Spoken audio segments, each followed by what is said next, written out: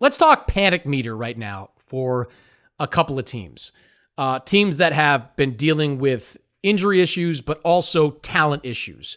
And let's start with Denver. You just mentioned them briefly. The Nuggets are 4-3 right now, sitting at the 8th spot in the Western Conference standings. Not all that bad, but you watch them play, and the loss of Kentavious Caldwell-Pope can be felt out there on the floor. The younger guys are not stepping into that role as much as Michael Malone needs them to do. Now you have these injuries starting to pick up. You see Aaron Gordon now out for the next few weeks.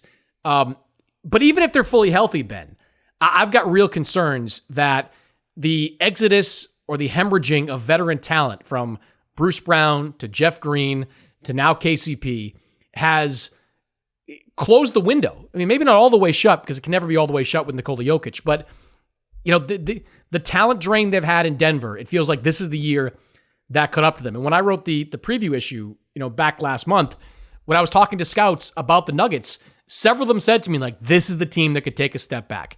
This is the team that has lost one or two too many guys. And as awesome as Jokic is, he just can't overcome all the things that they've lost with some of those veterans. So where's your level of panic right now with the Denver Nuggets? Well, I think the hidden loss for Denver is that Jamal Murray is not the same guy. I think that's a big part of the problem too. I mean, he had a tough playoffs after taking down the Lakers. He had a tough playoffs. He had a tough Olympics, and I didn't think he really got enough attention coming out of Paris. Like, he was pretty bad over there, and it just doesn't seem like he's right body wise. So you have this steady bleed of talent that you've described, but you've also had like his key sidekick, the guy who was huge during their title run, huge during their bubble playoff run, just not really being as reliable as he was. That is a lot to overcome for Denver. I wouldn't say I'm like as panicky about them as a couple other teams out there, because when they do have their group together, and this Aaron Gordon injury, by the way, is bad news for them, because Yeah. that's another hit they really can't sustain. So it's going to be rocky during his absence. But when their starters are on the court together, they're still plus by a lot. Like, they still have some of that old chemistry. Even though it's not Kentavious Caldwell-Pope, Christian Brown's plugged in well enough that they're still winning those minutes. So the question really is, like, could they make some sort of a deal to shore up the bench, because the bench just gives all these leads away, right? I'd rather be in a spot where I know I can trust my starters and I need to tweak around the edges than not sure if I could trust anything. And there's a couple other teams out there that I just really don't trust anything about what they're trying to do right now.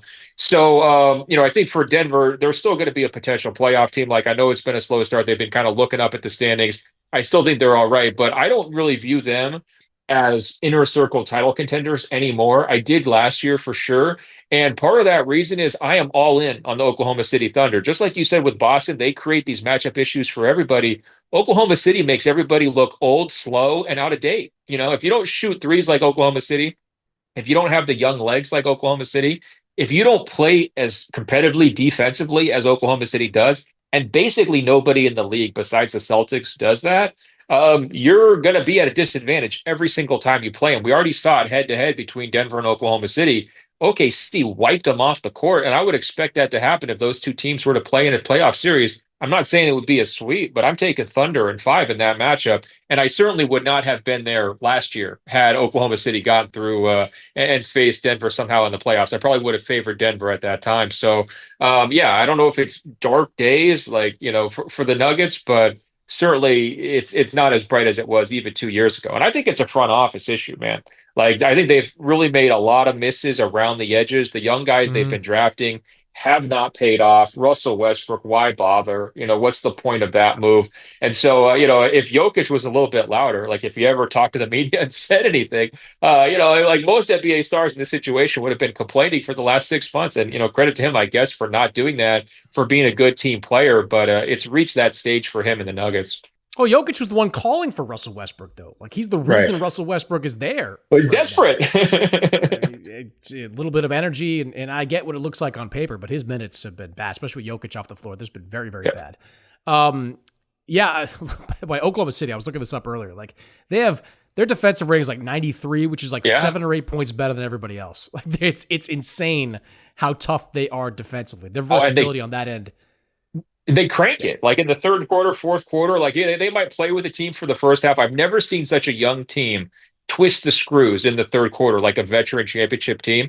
And like all these guys out there are 21, 22 years old. You can't even score on them when they really take it up to full gear defensively. It's phenomenal.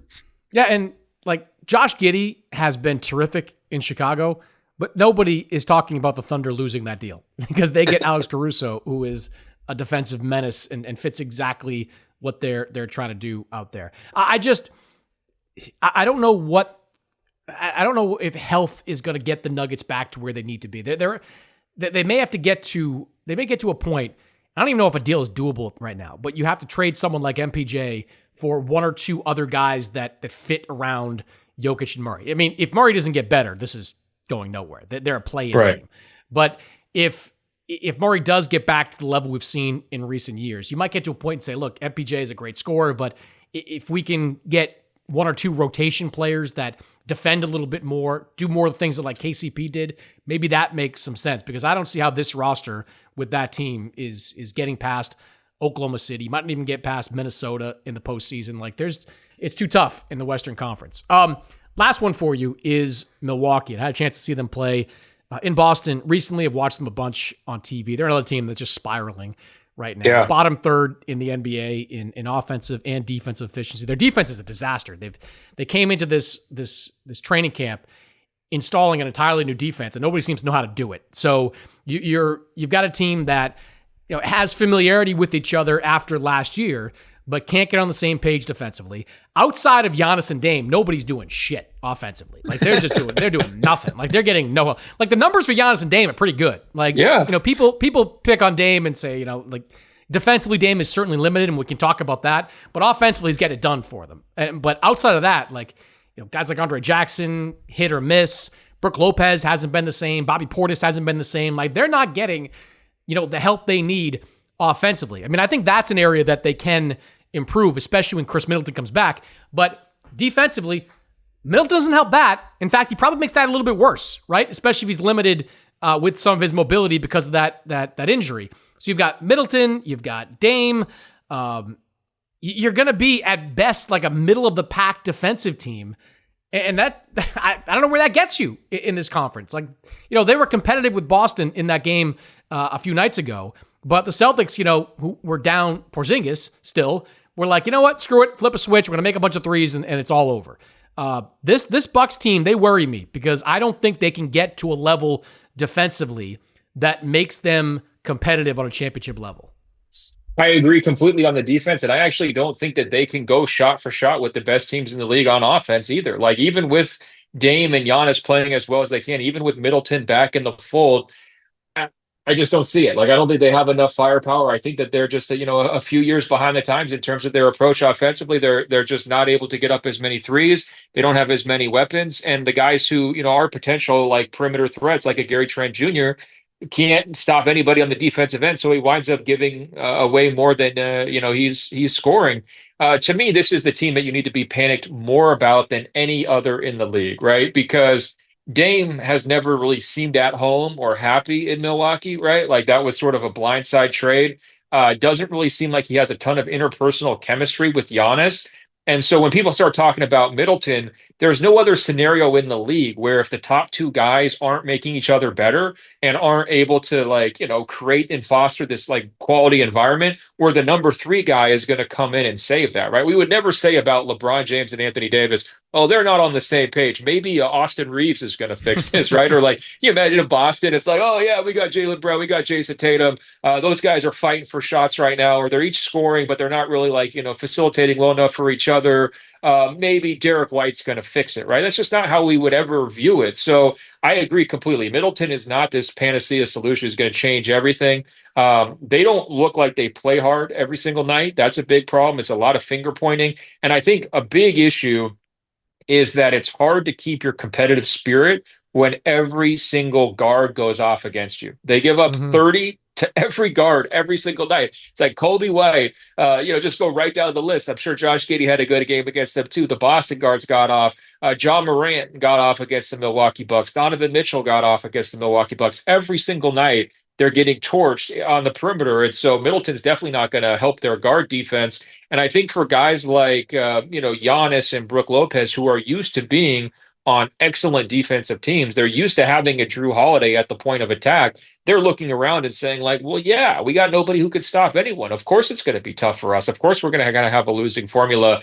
I see a lot of glazed over looks when I watch this team on television, right? I see a lot of looking off into the distance. Kind of feels like a 15 guys, 15 caps type situation. They remind me a little bit of Steve Nash's Brooklyn Nets, early in that season where the guys just nobody really wanted to be there. That's sort of the feel. If any team is going to make a big midseason trade, like a star gets moved, or somebody asks out, I think it's the Milwaukee Bucks. Yeah, I think the asking out part is probably an off season away. I feel like that's a summertime call where, hey, if it's Giannis, you sit down, talk to management. If it's Dame, you sit down, talk to management. I think this season, I think there's ride it out and hope that health and improved play. Are they going to make it? Because Doc was saying before the season, he's like, we might crash land this play. And I saw that comment. I was like, oh, God, that doesn't sound good, Doc's had some questionable public statements in the early part of the season. He seems to have pinned some of this on his defensive coordinator there. And I'm not sure he brought the guy in. Like, this is your defense. When I'm around that team and in that locker room, when I talk to the guys there is a confidence that they'll be able to get it going offensively. Like they do believe that, look, Dame is still going to be Dame. Giannis, his numbers are outstanding. He's still Giannis, except for the occasional like mid-post jump shot that does nobody any good. He's still put like the most unstoppable force off the dribble and just a monster. They think Gary Trent is going to get better. They think Brook Lopez is going to get better. I can buy that. Chris Middleton comes back. Look, when I watch them, they are making the right passes offensively. Just these guys can't shoot it. Like Pat Connaughton's not making shots. Trent is not making shots right now. Like they're playing, I think, pretty unselfish overall offensively. And maybe Middleton comes back and they have some of these hot nights and they get it going offensively. But it all comes back to the defense, Ben. Like you can't compete against teams like the Celtics, the Knicks, the 76ers, who all have great lead guards that are going to cook you, that are going to make you play, in the paint off driving kicks every single night. The Celtics feast off that. Now the Knicks, with Karl Towns camped out on beyond the three-point line, are going to feast off that. Like Dame, as much as I love his offensive game, is not a high-level defender. Tries, but is not a high-level guy.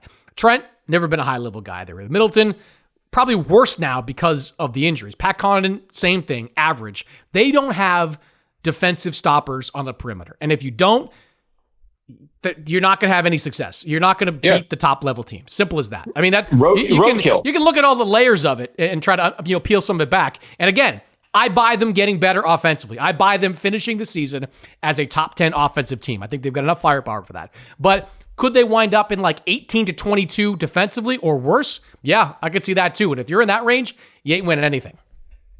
And if it keeps going like this, and they don't start to get some of the offensive improvement that you're talking about, and guys keep missing shots because they're a very shallow team, I think we've got to circle them and say, hey, there could be some fireworks before the trade deadline. I mean, it doesn't look fun. Doesn't seem like anybody's like, maybe they're saying the right things, but you just don't see the extra effort plays from them, guys hitting the deck, that kind of stuff. It's tricky because they're living in a situation where they're kind of like being held up to a standard from a past regime where they were like constantly in that contender conversation. They're chasing their own accomplishments a little bit. We heard like someone like Klay Thompson was talking about how stressful that can be in Golden State. It does feel to me like some of these guys need fresh starts, and that group kind of needs a fresh start. They're kind of on the precipice there. They're on the cusp of something, and unless things change dramatically, it could be a very interesting 8 to 12 months in Milwaukee.